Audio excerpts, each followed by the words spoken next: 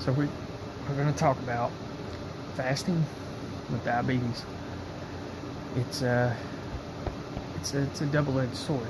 Um, so you have a fasting goal for fat loss.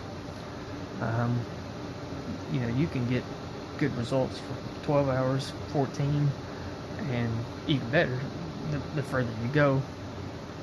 But then you start getting into autophagy, which is what I did. After I got to a certain goal of weight, I wanted to do it for the autophagy benefits. Well, I became diabetic in 2023, and I have to take insulin. My body doesn't make it anymore.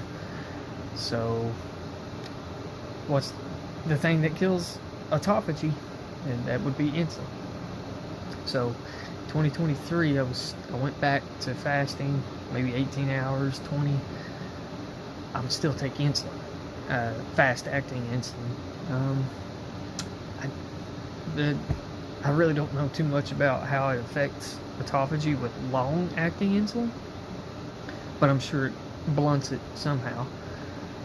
So, if your goal is autophagy, and you have to do some pretty lengthy fasts for that,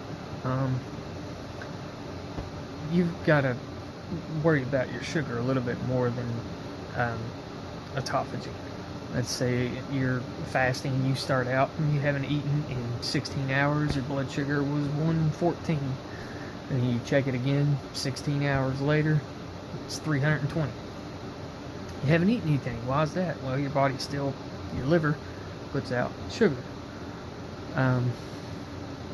So it starts to get up there, you're going to have to take insulin. Eventually, you're going to cause long-term damage. Now, there's a question that I also have to ask, if anyone knows this, if anyone sees this. Does long-acting insulin kill autophagy? Because I'm sure fast-acting does. But that's the thing, if your goal is autophagy and you take insulin,